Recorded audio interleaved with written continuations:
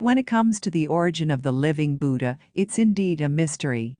For years I met with his lay disciples and asked them about his origin and history, but they did not exactly know about it. I have also asked this question among my fellow monks, but I could not get an answer. Where on earth does the living Buddha come from? What is his lay name? When and where did he become a monk? How old is he? Who is his teacher? No one has ever been able to tell or cite credible evidence of these things.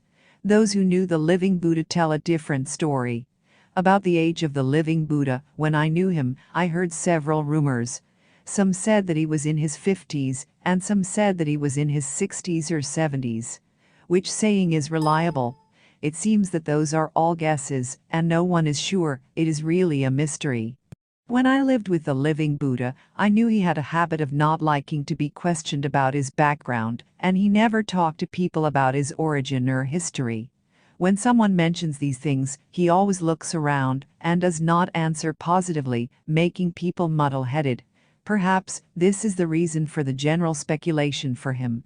I remember that one of his lay disciple named Qianyu Huang once came to ask the living Buddha joyfully, "How old are you? Where do you come from?" Just after he asked these two questions, the living Buddha waved at him and spoke with a joyless expression, "You are not a fortune teller, and I don't want you to tell fortunes or read my facial features. Why do you ask me such irrelevant nonsense?" Those words embarrassed Huang instantly. The living Buddha saw him abashed and then said in a comforting tone,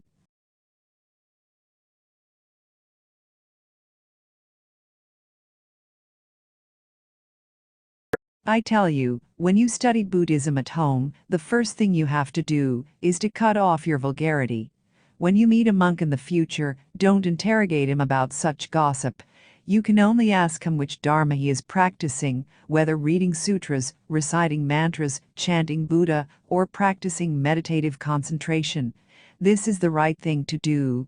If I say that I was born in a famous and noble family and entered the way as a child, I am now 100 years old.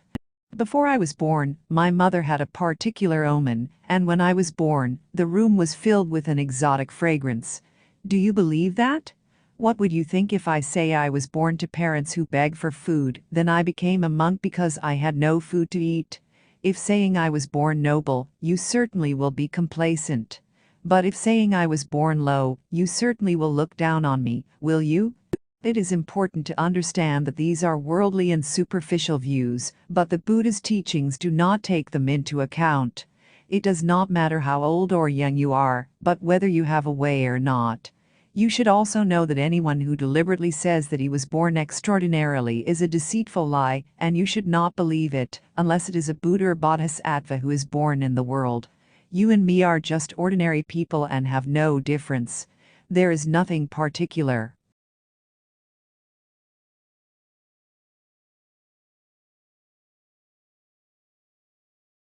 After listening to this enlightenment, Huang immediately knelt down and confessed to the living Buddha. Later Huang told people, although the living Buddha does not lecture sutra, his words are all Buddha Dharma.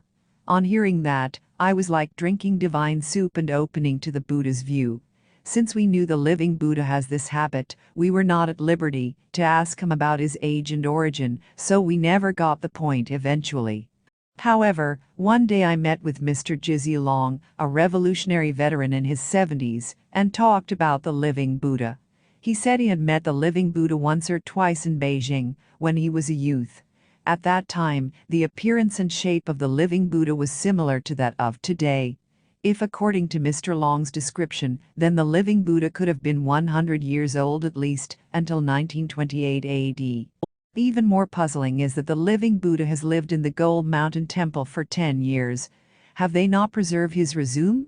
If this is true, then we can see that the past abbots of Gold Mountain have never valued the living Buddha as such a person. I once heard that the people in Gold Mountain Temple don't have a good impression on the living Buddha. Sometimes when people visit the living Buddha at the Gold Mountain, the monks on the duty would say, "Are you looking for that crazy monk?" From this sentence, we may know the perception of the Golden Mountain Temple and the aversion to the living Buddha. There is a reason for this. Although people call him the living Buddha of Gold Mountain, he actually did not become a monk at the Gold Mountain, but only did chores and labor at the temple as a guest. I know the living Buddha ever worked as an incense and lantern staff at the Sutra storehouse in the Gold Mountain Temple.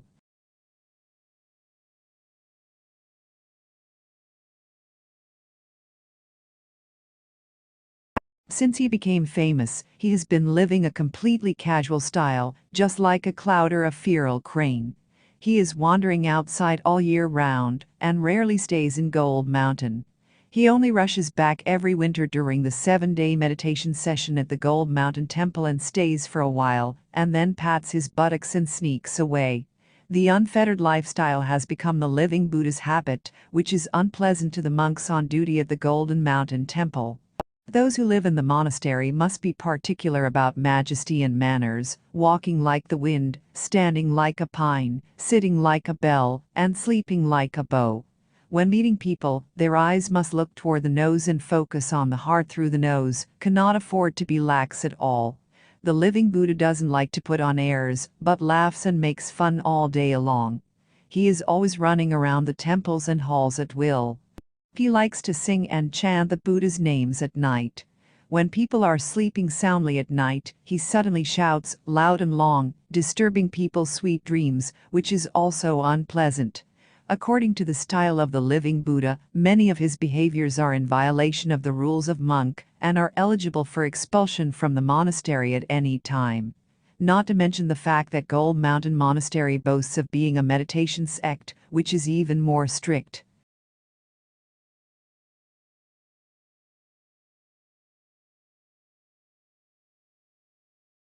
Nonetheless, how can the Golden Mountain Temple withstand such a casual attitude of the living Buddha and allow him to hang around and goof off for so long?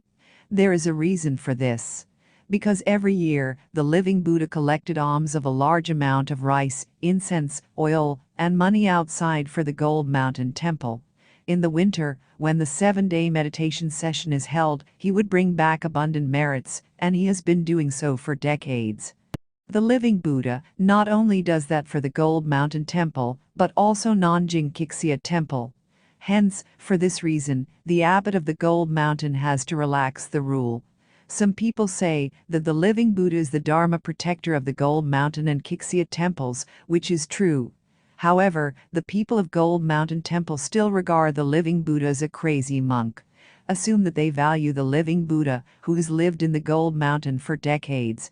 Why don't they know the origin of the living Buddha?